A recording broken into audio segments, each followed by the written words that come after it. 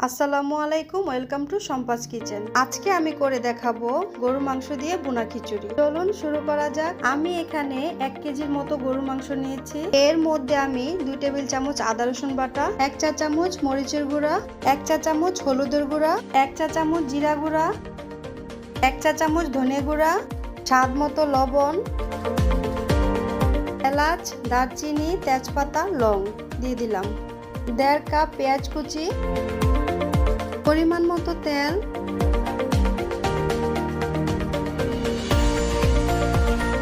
এখন ভালো করে মাখিয়ে নিব। এরপর আমি এখানে আধা কেজি থেকে একটু বেশি পোলাও চাল নিয়েছি। আগে থেকে ভেজে রাখা মুগ ডাল নিয়েছি আমি এখানে 2 কাপ, 1 কাপ মসুরের ডাল। চালটাকে ধুয়ে সাইডে রেখে দিব।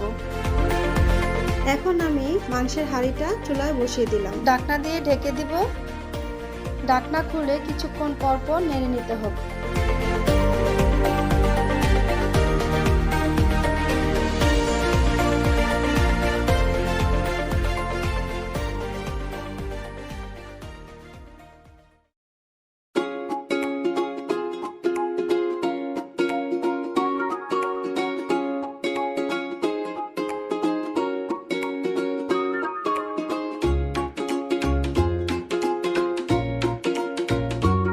এই পর্যায়ে 1 কাপ আলু কিউব করে কাটা, 1 কাপ গাজর কিউব করে কাটা এর মধ্যে দিয়ে দিলাম।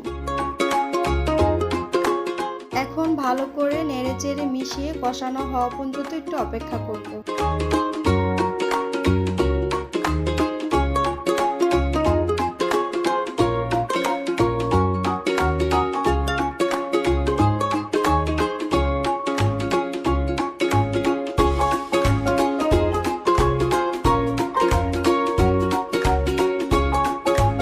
মাংসটা কষানো হয়ে গেছে, এখন আমি নামিয়ে ফেলবো। আমি এখানে আরেকটি হাঁড়ি বসিয়ে দিলাম। পরিমাণ মতো তেল, 3 টেবিল চামচ পেঁয়াজ কুচি, 1 চা চামচ আদা রসুন বাটা, 1/2 চা চামচ মরিচের গুঁড়া, 1/2 চা চামচ হলুদের গুঁড়া। একটু নেড়ে চেড়ে আগে থেকে ধুয়ে রাখা চালটা এর মধ্যে দিয়ে দেব।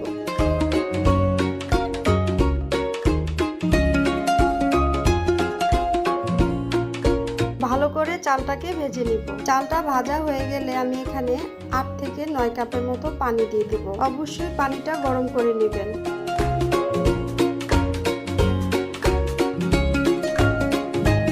6-7টি কাঁচামরিচ। এখন ঢাকনা দিয়ে ঢেকে দিব।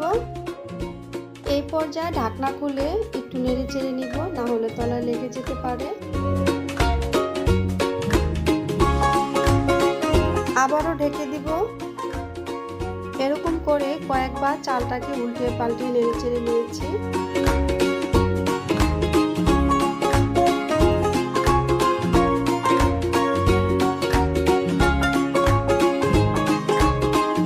এখন আমি কষানো মাংসটা এর মধ্যে দিয়ে দিব। ভালো করে চালটাকে মাংসের সাথে মিশিয়ে নিব।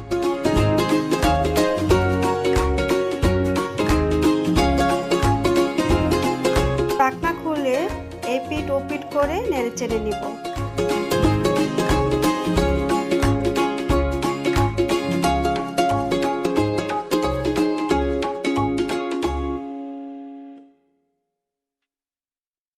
এই তো হয়ে গেল আমার গরুর মাংসের ভুনা খিচুড়ি।